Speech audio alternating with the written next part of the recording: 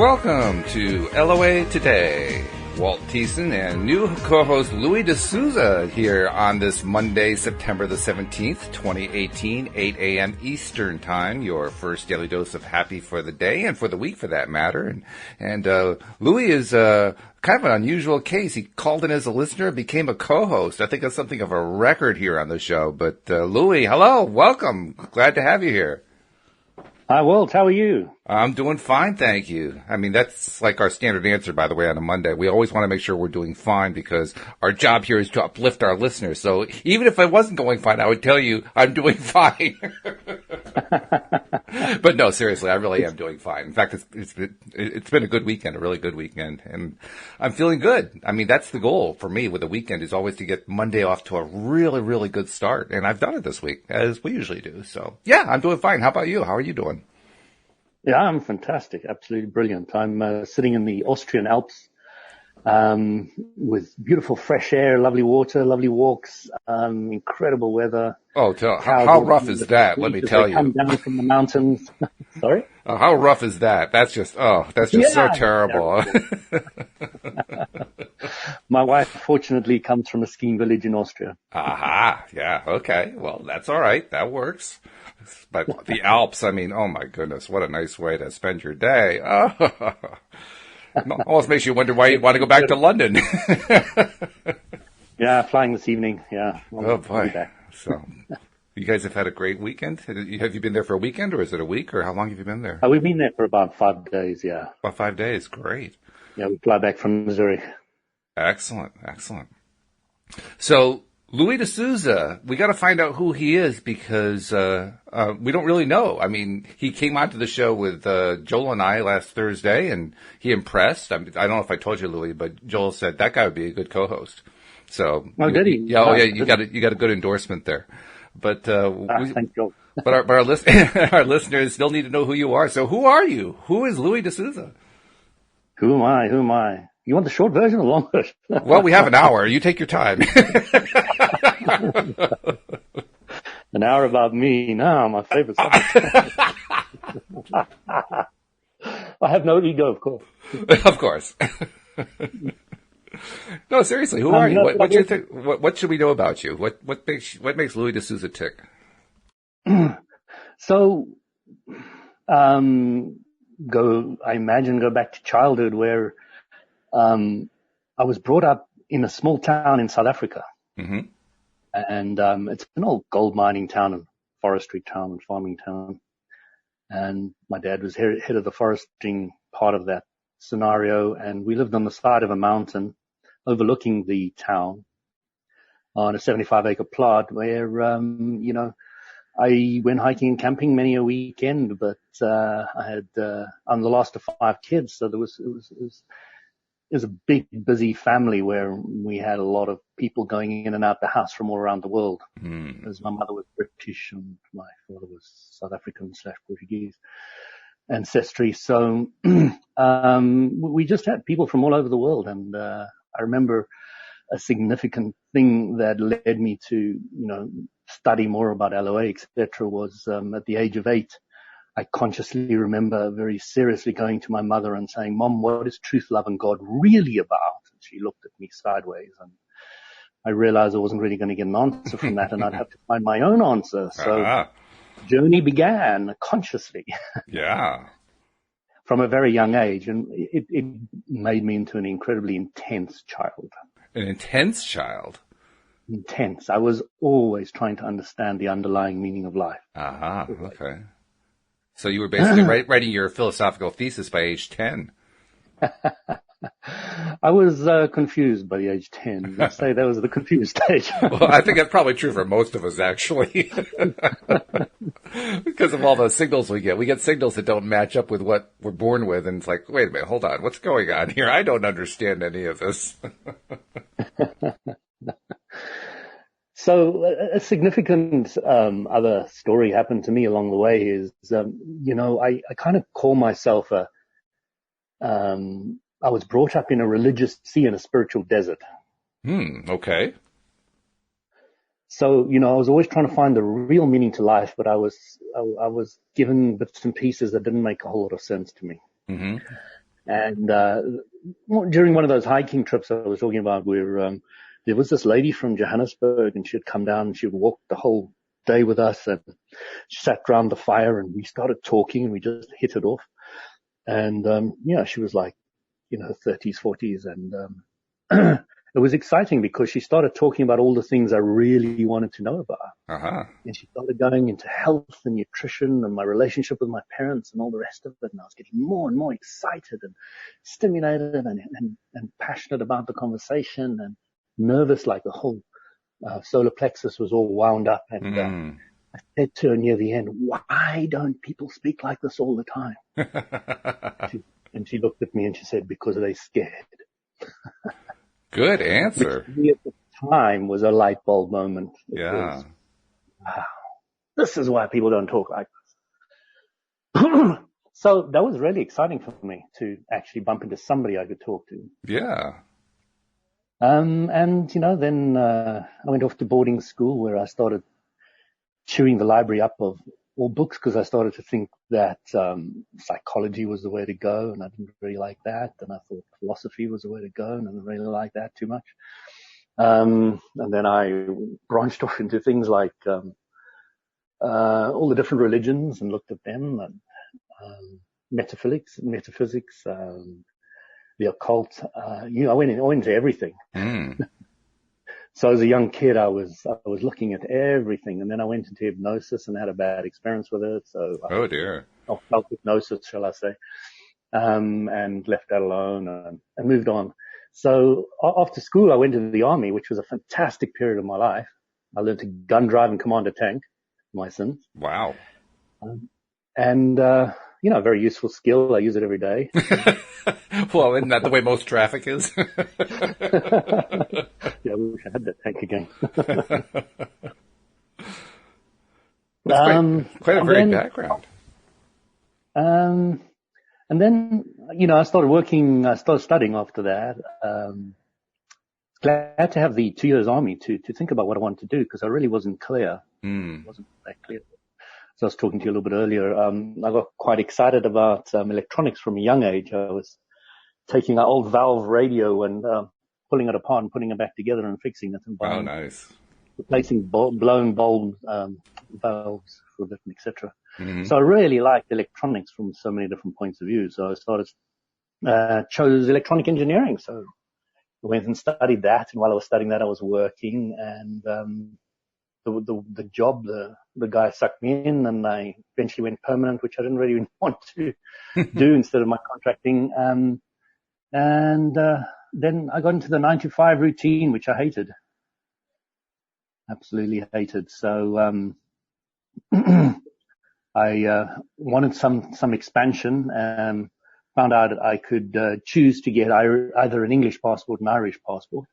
My mother was British and her father was Irish, which entitled me to get either of them. So I said, "Who hates the English?" I said, "Everybody." I said, "Who hates the Irish?" I knew the Irish, so I chose an Irish passport. That seems safe. All things are relative.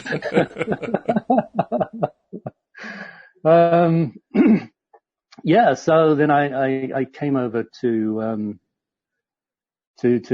London, and I had a credit card that I got £1,000 into debt with. Congratulations. Welcome to the modern world. I lived on the floor with a couple of South Africans in a shared house, in the lounge, where they came to smoke, and I didn't smoke. And the freezing cold weather that was in the UK, and I got myself set up with an accountant and some clothes and a suit, and put my CV out, and I got my first job to British standards in Milton Keynes in the UK, and wow. Started at £19 an hour, which is a fairly good rate even going today for some people. And from there, I just went from strength to strength. I worked for the Met Police, Chase Manhattan Bank, wow, BBC, and all in IT, and I absolutely loved it. I absolutely had a passion for it and was good at it, and enjoyed it thoroughly. Well, good for you for finding a passion so early, by the way. I mean, because a lot of people don't find a passion that early. You did. That's great. Well, I kicked up that whole passion. I decided I wanted to change in midlife. I had this midlife deciding to change. It wasn't a crisis. It was just a decision. Uh-huh. And sort of working from home. Now I run 3 businesses from home, health and nutrition, accommodation, and property. Health and nutrition, accommodation, and property. That's quite a combination right there. It is quite a combination. The properties mostly look after themselves a lot, which is great. Mm-hmm.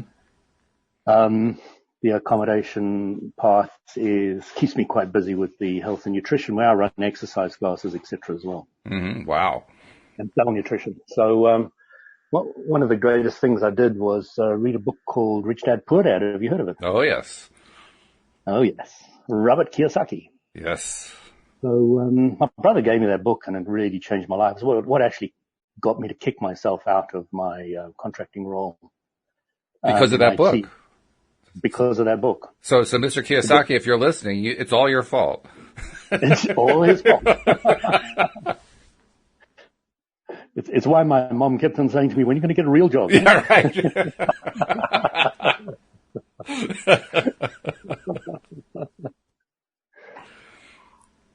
That's fantastic. So, my spiritual studies went on in the sideline with different tangents, following a spiritual path, which was fantastic, and had lots of experiences and things which we will cover in greater detail along the way. Sure. I don't know if there's any part of that you wanted to pick on, and we can maybe go into greater detail. Anything? Well, no, you got such a wide range there. I mean, like you said, it'll take quite some time to go through it all, let alone having our normal conversations about things. So it'll just come out naturally, I'm sure. But that's quite a background there. And like I said, I really am serious when I say that I think that it's really fabulous that you discovered a passion early on. Even if you change the passion, that's okay. There's nothing wrong with that. That's perfectly good. Because basically what you're saying is, well, let's try another one. Let's see if I can do it again, which is exciting. That's an exciting way to do it. And as I was saying, and you were saying as well earlier on, that IT hasn't gone away from the new passions.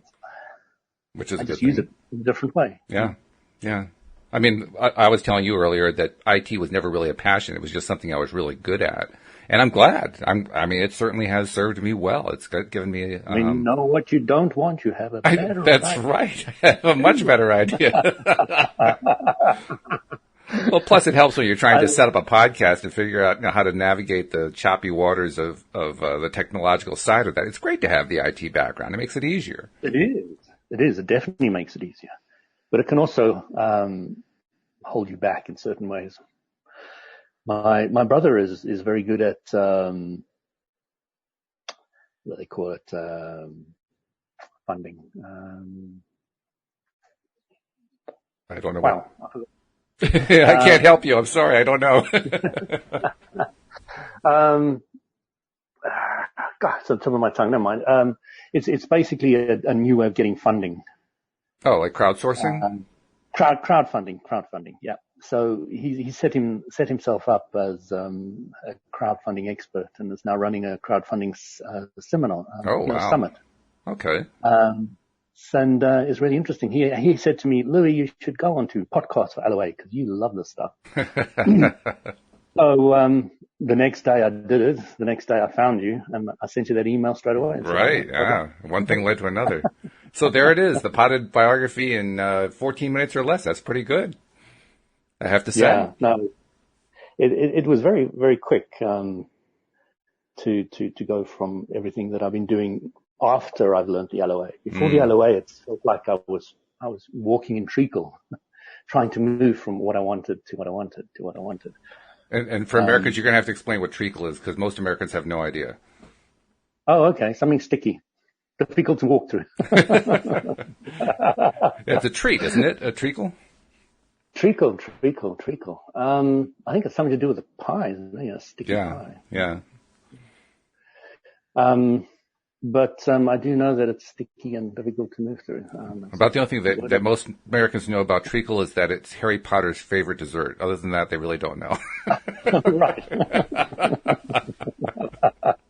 Harry Potter has really taken the world by storm. Oh, tell me. Oh, my goodness. And he's taken me by storm, too. I've been a Harry Potter fan almost from the beginning of the whole thing. Not quite.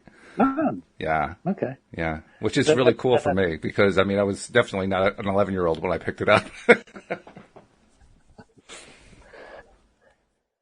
Yeah. So when it comes to LOA, law of attraction, my sister said to me one day, you should look at this Abraham Hicks stuff. And Mm. I looked at some of the YouTube videos, which were about them talking to people, and I wasn't that impressed at the time. Mm-hmm. And I kind of left it for a while. And then somebody else pointed it out to me, and so I was like, let me get a better look at this, because so many people are talking about Abraham Hicks now. So I went and I said, I'm going to start from the beginning. So I went to the thing, and I bought the Law of Attraction audio book one. Because I'm an Audible guy. Oh, you are? Yeah. I much prefer to speak and listen rather than see the written word that much. I've been discovering how much my co-hosts in particular are really into audiobooks. I mean, I've never really done audiobooks myself very much, but yeah, a lot of you guys are. It's fascinating. Well, it frees up time. You can do other things and listen. Sure. Well, yeah. Well, it makes sense. Yeah, I've just never done it that way. Listen to a podcast. Mm-hmm. Yeah. Well, that's what we're hoping for. We want more and more people to be listening to the podcast. So yeah, that just means they have to do it by audio because it is an audio podcast. I do see that with video podcasts. They do, yeah. I was actually toying with that, but I figure, well, let's master one first, and then consider going there. And then you also got married somewhere along the way. I got worried, sorry? Married? Oh yeah. So I was on a 5-day energy course. Quite an interesting story, right? Okay. And I was a reviewer, so I've done this course quite a few times. Mm-hmm. And there were about 50 people on this course, and there were 2 bowls when we were working on tables. And they put all the numbers of the tables in the one bowl and the numbers of the table in the other bowl, so for the new people and reviewers, so they got them to mix together. Uh-huh. And on the first day, I saw this girl, and I really liked her, and I sat opposite her at lunch, and we chatted. And then we had the table time, and I picked out a table on the second day, not the first day. First day I met her, and the second day I pulled out a table number. It was table number 6. And I went to table number 6, and there she was. Of course. Table number 6. What else? And then the next day, I took another number out. And, 6 again. What's the likelihood of getting 6 2 days in a row? It's impossible. Look at the table, and there she is too. She picked out number 6 too. Definite pattern going here. So 2 days in a row, we were together, and even the main teacher said to the coordinator, she said, did you organize this? I said, no, completely. The Universal did it. Yeah, right. There's nothing here. And by the end of that 5-day course, she had moved in. Wow. And within 2 days later, within 7 days, we knew we were going to get married and have kids. No kidding. Wow, that's quick. 1 year later, we got engaged at Victoria Falls. 1 year later, we got married at Victoria Falls. Oh, wow. And now we have 2 kids. Fabulous. What are your kids' names? Eloise and Isabel. Eloise and Isabel. Beautiful. All right. Do you have any kids? No, Louise and I met late in life. We didn't get married until we were in our 40s, and Louise really didn't want to have to be dealing with being a mother when she was in her 60s, and I couldn't say I blamed her. So, Fair enough. It was not in the cards, so to speak. That was actually the hardest one for me when it came to deciding whether or not I wanted to spend the rest of my life with her. It wasn't so difficult. It wasn't like, I was chewing on it for years at a time. But it was the toughest one because I had wanted to have family. And, I'd say overall I made the right decision. Mm-hmm. There are no incorrect decisions, are there? Well, true, yes. But I mean, let's put it this way. I made a decision that I'm happy with. How about that? Yeah. Okay. But if you weren't, you'd change things. I probably would, yeah. Yeah, but no, we've been together 19 years this month in terms of being married, 20 years overall, and yeah. Life's been good. It's been tough at times, but it's been good. Well, as everyone says, you pick a partner that's first a vibrational match and then one that's going to push your buttons. Well, yeah, sometimes. Actually, one of my things going into married life was kind of overcoming my own prejudices against marriage from all the years I'd been single. I think that was one of the reasons I ended up remaining single for so long, because I had such bad associations with marriage. Not that my own family were like that. My parents were happily married throughout their lives. That was not really the issue. It was more seeing how marriages overall in society tended to work out. And I kept hearing over and over again things like, oh, well, you have to compromise all the time, and you have to work at a marriage and all this other stuff. And I'm thinking, yeah, okay, that's not for me. No, thank you. But when it came time to meet Louise and finally decide, do I want to pursue this, my attitude hadn't changed. I didn't have any interest in a marriage where I had to constantly work at it. But I realized pretty early on with Louise that neither one of us were going to have to work at it because we're so compatible. We get along so well. We're both pretty healthy mentally speaking. So I don't think either one of us were really concerned about that too much. And as it's turned out, we haven't had to deal with that. The marriage has actually gotten us through much more difficult things. The marriage has been the strongest part about it. And I don't think it's because we had to work at it. It's because we just know how to be respectful to the other person and how to love the other person without, putting attachments on it and that kind of thing. And that's what I think is the real big deal with a marriage. A good marriage, you don't have to, a marriage shouldn't be a battleground. That's the way I look at it. It doesn't need to be one. And when I finally found somebody who I could have a relationship with that felt the same way, all of my attitudes changed because now I felt like I could actually have what I thought a marriage should be, not what society thought it should be, what I thought it should be. So did you need, for the marriage to be whole, did you need to have the religious ceremony? No, we had a non-religious ceremony. I had pretty much rejected Christianity when I was 14. And fantastic. I did it within 1 year after joining the church officially. it was a short courtship. Joining the church officially, wow. No, I became an official member of the church, a communicant member, and all that. You didn't have too much of an active vibration to undo.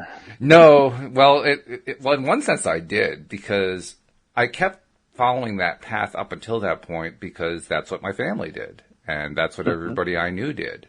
But I also knew every step of the way I felt like I was going to the dentist. It didn't feel right. And I didn't understand at that point for sure. I didn't learn for many years afterward the importance of feeling when trying to evaluate what's going on. I had no clue that my feelings were actually indicators of what choices are going to lead to my happy life and what choices are going to lead to a not so happy life, what choices are going to lead to my success and what choices are going to lead to my failures. I had no idea, no clue how any of that worked. If I had, I probably wouldn't have joined the church, but I probably would have run away from home. Isn't it interesting that the church doesn't teach you to trust your emotions? Oh, not at all. Yeah. In fact, I actually went to a Presbyterian church that was relatively liberal by comparison to others. And I'm grateful for that because from what I've learned talking to people who come from the more conservative church backgrounds, they're literally taught to not trust anything inside, and which just blows me away. It's not like I was taught to trust the inside. I wasn't, but I wasn't taught that it was, Satan talking to me or something like that. It was just like one of those things you just didn't even talk about it because there was nothing there to talk about. But for many people, the idea of listening to an inner voice is literally listening to Satan. And I'm thinking, you got to be kidding. Whoa, that's just mind-boggling to me. So doesn't God talk to you too? I'm probably the wrong person to answer that question because that's not what I was hearing. No, that's what I would say to the church people. Oh, I see what you mean. Yes. It's inside or Satan. I would say to them, well, doesn't God speak to you too? No, not according to many. According to many, yeah, that's what priests are for. Priests are your intercessors, right? They're the ones who get the divine guidance and hand it to you. Because, you have to maintain order over the sheep somehow. Have you noticed yet that I have rather a disdain for organized religion? I think that population is growing massively. I think so. Yes. It reminds me of the line when from. I was young, I was a Catholic, and we used to drive all the way down from the hill and drive all the way up again. We used to have the 8 to 9 o'clock mass. Uh-huh. About 9:30, we used to go back and have breakfast. And every single time when we were coming up the hill, I used to feel sick. And I'd put it down to a late breakfast. That's a good explanation. I think I understand what it was all about. No more hellfire and damnation, thank you. I the one thing that got me most about Catholicism was Catholic funerals. Because it always struck me that Catholic funerals were quite possibly the most sadistic routines ever created. Not so much the funerals themselves, but the wakes. Because basically, the loved ones of the dearly departed get to spend hours at a time crying over and over and over again about the person having died, and being reminded over and over again with the open coffin behind them that the person died. And I'm thinking to myself, what kind of sadist came up with that one? Because it's not like it's actually healing anything. You can see people getting traumatized doing that. I never understood it. I mean, there are people who will argue, who are Catholic, who say that it does help them. It does help them feel better. It does help them get past the grief and so forth. And there are some that don't do it that way too, I can tell you. And you're right. There are some who don't do it that way. But just for me, I was like, whoa, that just seems really painful to go through that. How many of those did you experience? Too many. I was about to say, well, I'm not Catholic, so, I didn't have to go through a whole bunch of them, but I've been to maybe, 3 or 4 Catholic wakes in my life. No. Yeah. But, so now that you know how disdainful I am of religion, your turn. How do you feel? What did you discover along the way? Abram's viewpoint there, you can find alignment anywhere. I like that too. And if you're in Catholicism and it's really helping you align, then go for it. That is the level of tool that is working for you at that time. This is true. Yes, I agree with that.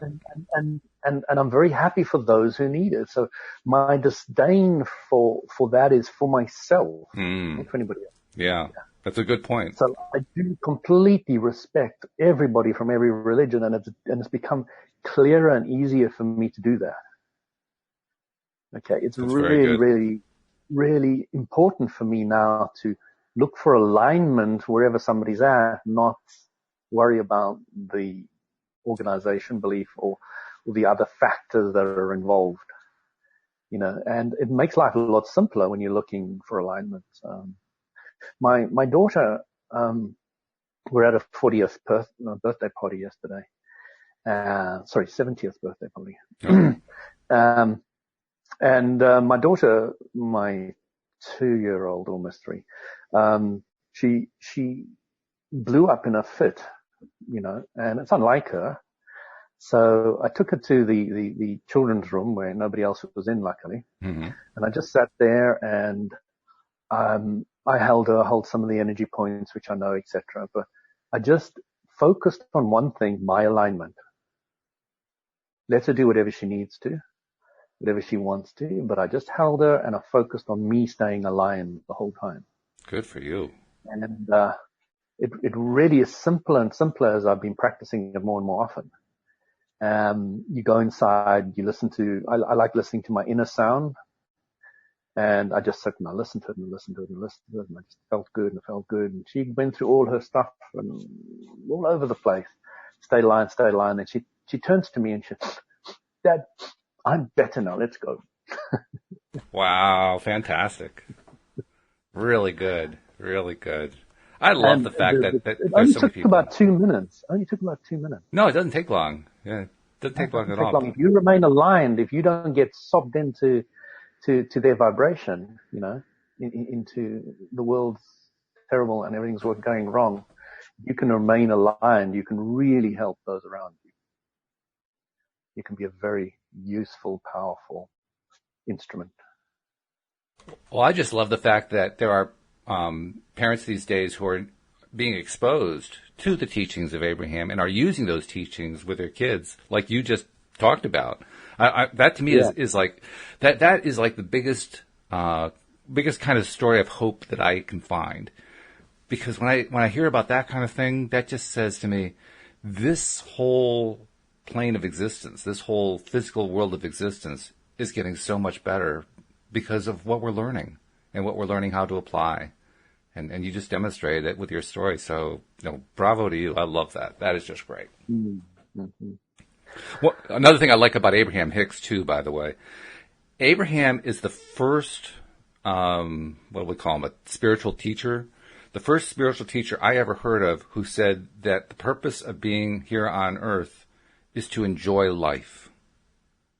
I had never heard a spiritual teacher say that before. It's certainly not part of organized Richard major Illusion touches on it, but not yeah, exactly. he does. Yeah, that's true. Yeah, but even he doesn't even he ran away from being a Messiah. Remember? He doesn't pretend to be a spiritual teacher, or at least he didn't while he was still around. And it was such an unusual thing. It was something I was not used to hearing from anyone who was presenting anything spiritual. And so to hear that, that was the first time something really resonated with me on a spiritual basis. I'm curious to you because, I have a very similar experience. Did you have any other books that are what you would consider a similar vibration to the Abraham Hicks teaching? Besides other maybe books?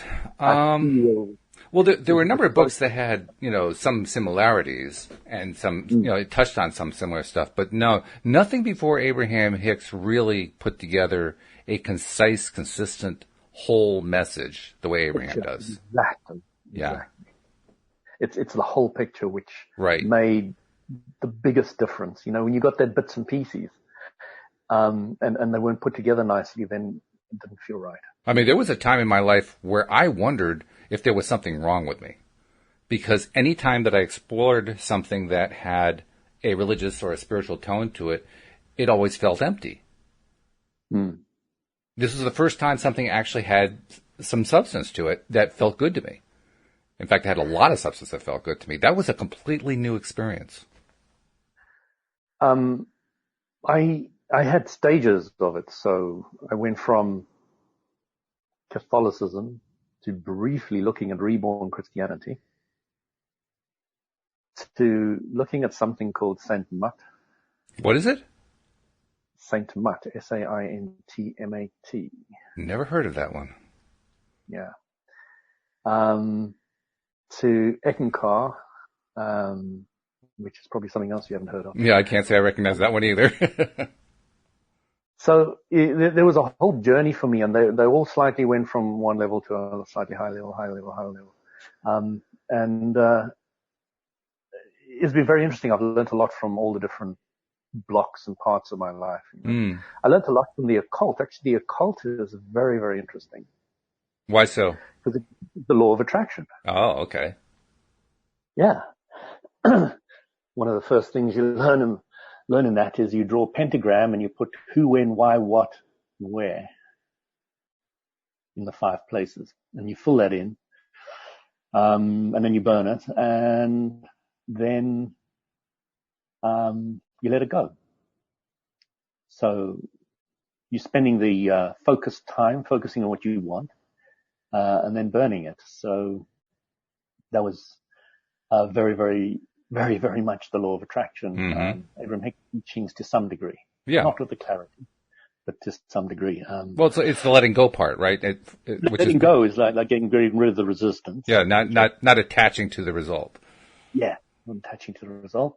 And the pentagram and writing them in, etc., is just focusing on what you want, getting step 1. So you're getting step 1 and step 3 quite nicely sorted, and of course step 2 is automatic. But there was a problem with the occult, which a lot of people have discovered. And I like boiling it down to black and white magic. So both black and white magic in my books are not what I would do. And the way I would define black magic is, when you put that who, why, what, where, and when, The who, you'd put somebody else that you want to hurt. Even with white magic? With white magic, you put the who, somebody else who you want to help. Oh, I see. So it's all, I got it. It's other oriented. Got it. So Abraham Hicks says to you, the only person you can put in that box is moi. Mm-hmm. Okay. Then you're not doing white or black magic. Because I always had a problem with white magic. I mean, obviously I have a problem with black magic, but Why? I'm curious. Why white magic, though? I mean, I can think of a number of possible reasons, but what were your reasons? Well, the reason is very simple, very, very simple. If you want to help somebody, you have a problem. What's the problem? Ah, okay. What's the problem with wanting to help somebody? So, like Abraham talks about, you really can't help somebody unless you have something to give them.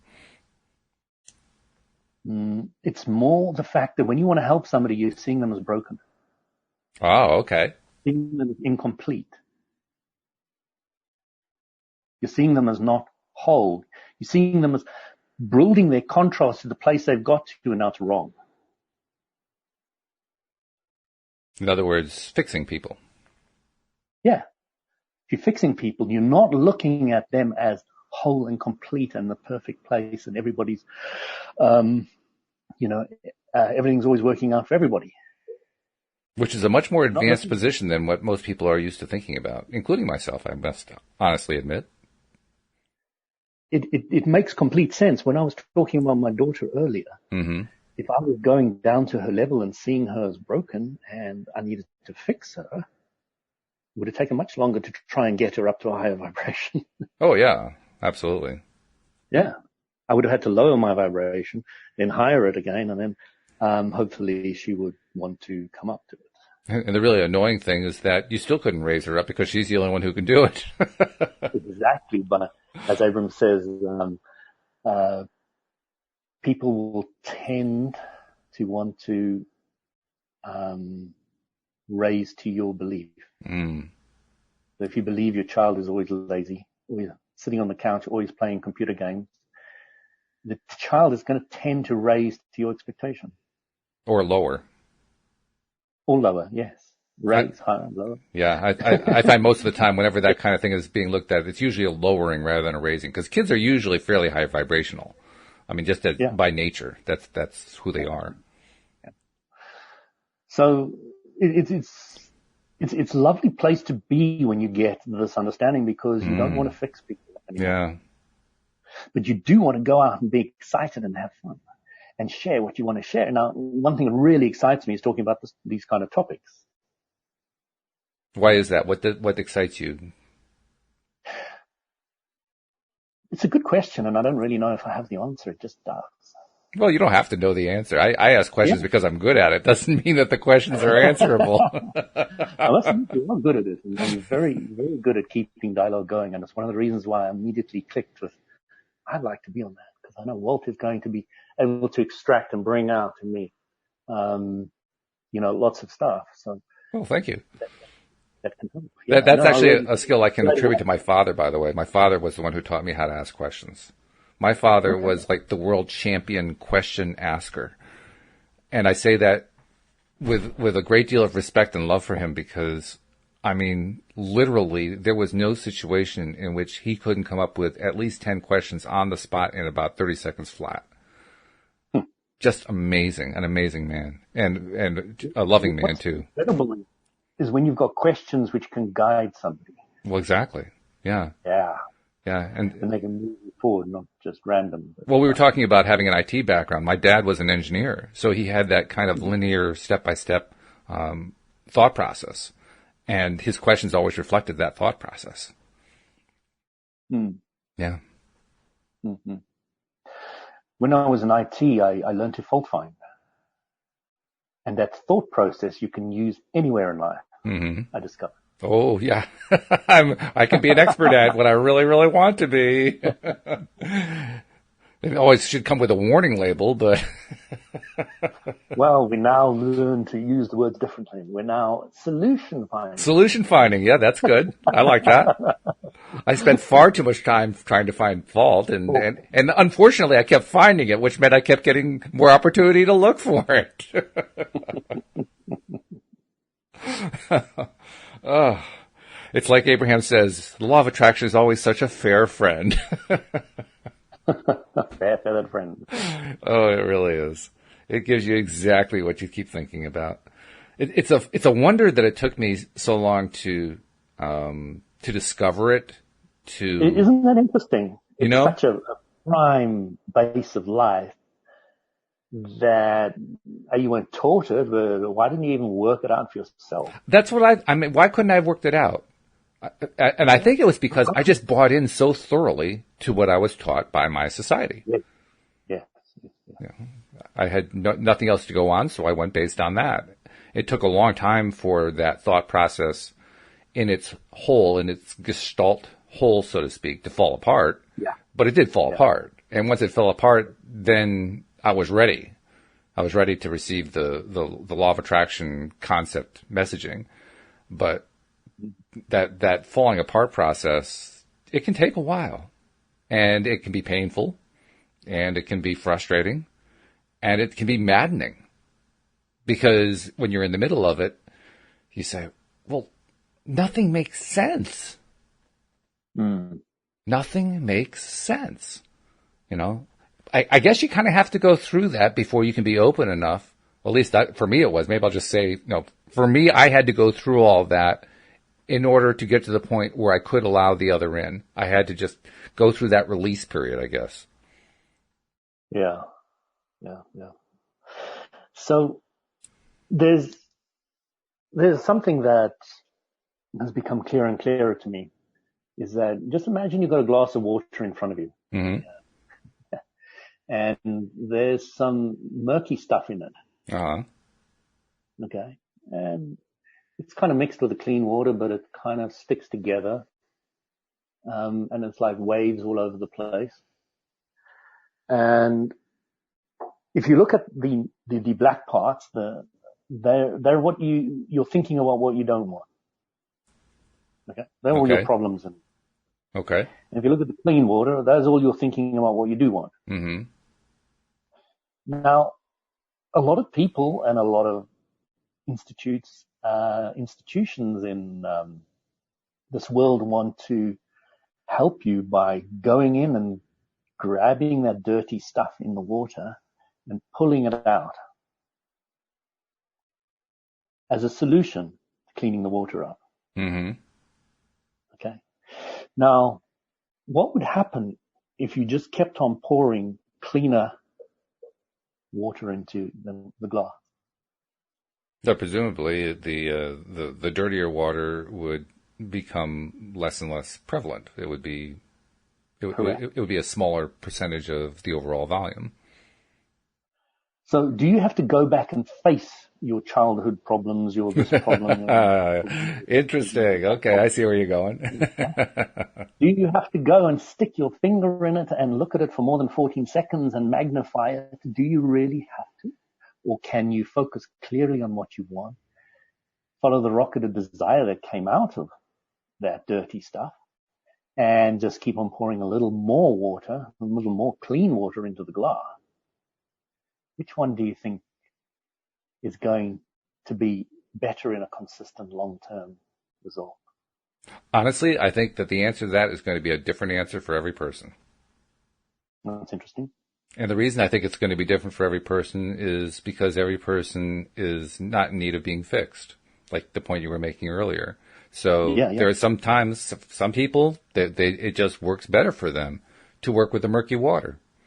That's just the way it is. I'm not a murky water person, but there are some people. There are those people that like, as Abram says, the drama of it all. Mm-hmm. Yeah, they like the drama, or perhaps there can actually be a sense of security in it. That's one thing that I learned by being married to a former psychotherapist. When you're married to a psychotherapist, you pick up stuff along the way, even though there's not any real intention to do so, but you just pick it up. And one of the things you learn is that that people often remain dysfunctional because it feels safer. That's quite a concept, but it really happens to be true. People will stick with their dysfunctions because the dysfunctions feel safer. Why do they feel safer? Because they're familiar. That's what they've known all their lives. So does safer feeling and thinking like that, does it equate happier? I can't answer the question because I can tell you it would not for me, but I can't answer the question for somebody else. Mm-hmm. If there's one thing I've learned in all my years, it's that I don't know what makes somebody else happy. Mm-hmm. I only know what makes me happy. And when I stick to that's what Wendy Dillard calls staying in your own lane.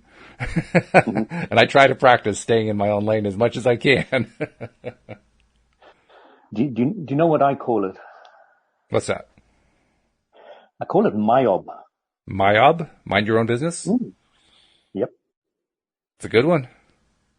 And it works. So my wife and I have got this thing going, you know. Do we? She says in the background. Whenever I'm got my nose in her business, she'll say to me, MYOB. Uh-huh. Whenever I've got my nose in her business, she'll say MYOB. Mm-hmm. And it really, really seems to help. It really gets us to the place of thinking, yeah, well, is it really my business or isn't it? Yeah. It's a good reminder that sometimes, I mean, I guess the rule of thumb I've always followed with people is, have they asked me in some way for help? If they haven't asked me for help, I really don't want to offer it. But when it comes to family, it's there are blurred lines, aren't there? It's slightly different. They can be. They can be. Although I have to say, even there, I followed the same rule, often to my own detriment. But I followed it anyway. Yeah, it's interesting. And I found that it's actually, even when it seems to work to my detriment, it really doesn't. It seems perhaps, in the immediate near term to be working to my detriment, but in the long run, it always works to my benefit. I agree with you completely. Yeah. It is a very sound concept. Yeah. Staying in your own lane, minding your own business. So actually, I had that concept down before I even discovered law of attraction. It made it easier for me to buy into the law of attraction when I heard about it and learned about it, because there were certain parts of it that made a lot of sense to me. I just, I didn't have to be convinced of them, Yeah. And it has been remarkable to me as I've taken my journey, as I've talked to so many other people here on the podcast, as I've talked to other people in private life, it has been remarkable to me to note just how many people don't have the same experience or even a similar experience. So I feel like I'm kind of lucky in the sense that I got that part early, which kind of baffles me even more. Why didn't I get the rest of it? Yeah. I had so many clues. Mm. Oh, so, well. Did you believe before studying the law of attraction, did you believe that you created your own reality? No. In fact, I thought I was a prisoner of it. Okay. Yeah, I really did believe that any time that I felt better, it's because my reality did it. Any time I felt worse, it's because my reality did it. It was just due to whatever the chances of the fates were, although I didn't believe in fate either. So I'm not sure what I attributed it to, but it wasn't me. It had nothing to do with me. Whatever it wasn't me. It's not my fault. But isn't it liberating once you do get it? It is both liberating and daunting at the same time. Because there is that aspect. There is, yeah. Because all of a sudden, every reason that I used to give for why it didn't work, that I would attribute to somebody outside myself, it was like, oh, damn, I can't get away with anything. I love the way Carolyn Mace puts it. She says to her audience, how many people believe they create their reality?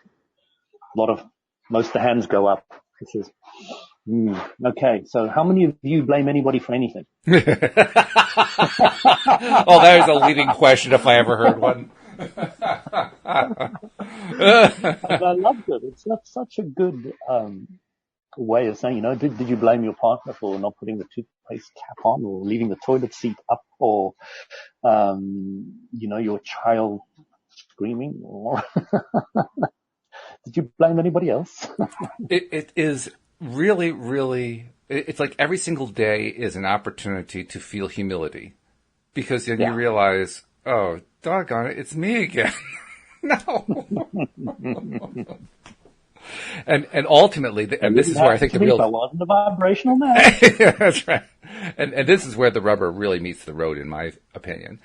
That's where I get the opportunity every single day to forgive myself. Because ultimately, the most important stuff in life is loving oneself. Abraham's been really quite clear about that. And I bought into that part pretty easily, pretty early on. I'm not very fond of the word love, though. No?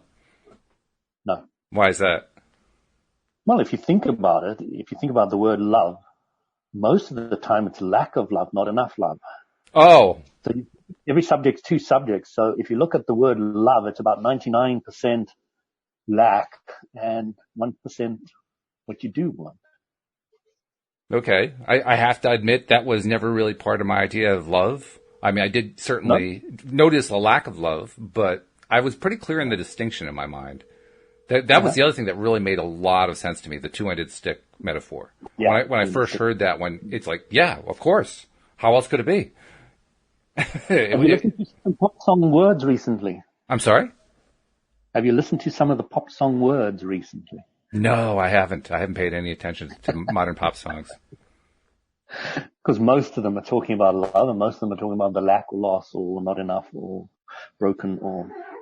But that's not new. That's been going around for generations. There is nothing new in that lyric.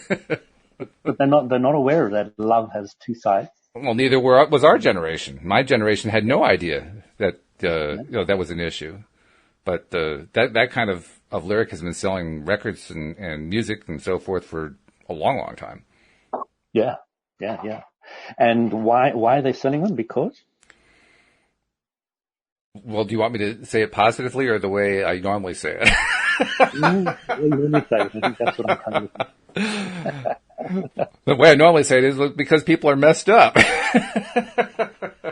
But I'm not sure if I have a coherent answer. Terms, what is that? It's one that I don't really want to go to. No, I'm not sure how I would express that in positive terms. It's a good question. How do you express that in positive terms? How do you express love in positive terms? Well, not love, but you raised the question about why is it that people are so attracted to music where the lyrics are so dysfunctional? Because they're a vibrational match, is what I would say. Okay, well that's accurate. Okay, so how to put it positively? They're just got a huge accumulation of what they don't want, and when people have got a lot of that, they have a huge vortex of what they do want. So there's nothing wrong with it. Never was, never will be. Mm-hmm. Where are they placing their focus? Are they now placing it on what they want or what they don't want? Yeah, that's good. That's good. And there's nothing wrong going on anywhere. That's Abraham straight up. That's good. Yeah. So it's really easy now for me to appreciate everybody's creation of their own contrast.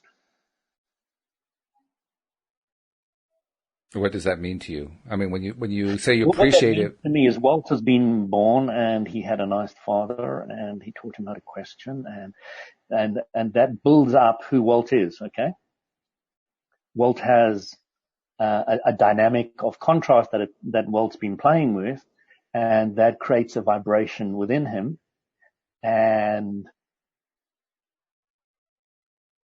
it's perfect where it's at. It's beautiful. It's amazing. And there's nothing wrong. There's nothing broken. And it's great. So that's really what I'm trying to say is, it's really beautiful to appreciate everybody no matter what contrast they're playing. What's interesting is the way you're expressing it, which is a very good way to express it. You're expressing appreciation through acceptance. Yes. That acceptance plays a major role. It's an Major underappreciated role. role. Oh yeah. Yes. It's underappreciated. I think many followers of Abraham don't really fully appreciate the role of acceptance. The strange thing about Abraham Hicks followers in general that I've come across one and the podcast guys, that actually understand it to much of a degree. Well, it's a tough concept. I don't remember where they said it, but one of their workshops, they pointed out that humans are really very good at the first two steps. They're really good at the first step, ask. They're pretty good at the second step, believe. It's the receive part that they have trouble with. And the receive part is really about acceptance. Yeah. And the first time I heard that, I have to admit, I was confused. First time I heard that, I was very confused by that. How could you have trouble accepting something when you want to receive it? But over time, I've come to realize, that's a pretty big boulder there that we're stumbling over. So, when I was a kid, I was always sick. I had asthma, and for some reason or other, they used to plug me with many antibiotics. I'm already allergic to tier 1 antibiotics because dear. Endless. And this all happened in my childhood. And then I got every cold and flu and everything else that ever went around. I was always sick. And I was really tired of going to the doctor to get a tablet which didn't seem to do anything. And I was wheezing in bed. I was going, and then I'd start at the bottom again, and I did this. My sister slept next to me, and then the next morning when I woke up, she looked over and said, "Louis, I'm so surprised you're not dead this morning." Such a lovely sister. And it shocked me because I didn't realize how bad, or I don't know if it really was bad, but how serious it was. Mm-hmm. It was more than I kind of grasped. Right. Yeah. It was kind of a wake-up call for me. And what happened is my mom had a book on her shelf called Body Reflexology by Mildred Carter. Mm-hmm. And I read through it and I got incredibly excited for one reason. I could do something for myself. Yeah, that's good. I started massaging my own hands and feet, found the lung points, started massaging them, and I started getting better. Wow. This is a 10-year-old boy. Yeah, that's very good. Massaging his own hands and his own feet. Hey, we only have a couple minutes left. I want to make. I'm sorry to cut off the story, but I got to make sure I get the promo messages in before we end up for the day. First, I want to encourage people who are not yet subscribers. Please do become a subscriber because you get access to all of these wonderful episodes that we create every single day, twice a day, Monday through Friday, and once again on Sunday. And they come automatically streaming right to your smartphone or your tablet or whatever device you use. The instructions on how to do it are all on our homepage at loatoday.net. On an Apple phone, you can just go to the iTunes store if you want to, or even to the podcast software and do a little search for LOA Today.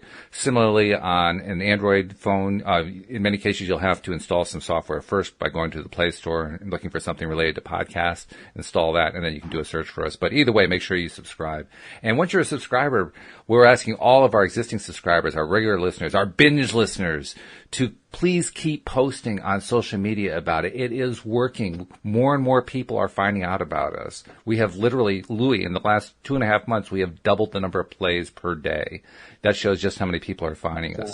So we want to keep that going. So please do continue to share on your favorite social media channel the fact that you're listening to loatoday.net. So I just had to make sure I got those 2 messages in while there's a little time left. Because sometimes we get up against the wall. It's like, oh no time left. Ah! No, it's great. I think you're doing a great job there, Will. And I appreciate the fact that you've joined the team. I mean, now we're bigger. We have done the ultimate law of attraction thing. We have expanded. And you are part of that expansion. Yeah. So thank you for being part of the expansion. Thank you. And I look forward to having you join me next week. Yeah, I'm excited. Next week, I'm quite keen to go on and talk about just the basics of the law of attraction. Sounds great. Okay, well then we'll do just that. All right. All right, and we hope that you'll join us next time as well here on LOA Today. Goodbye, everybody.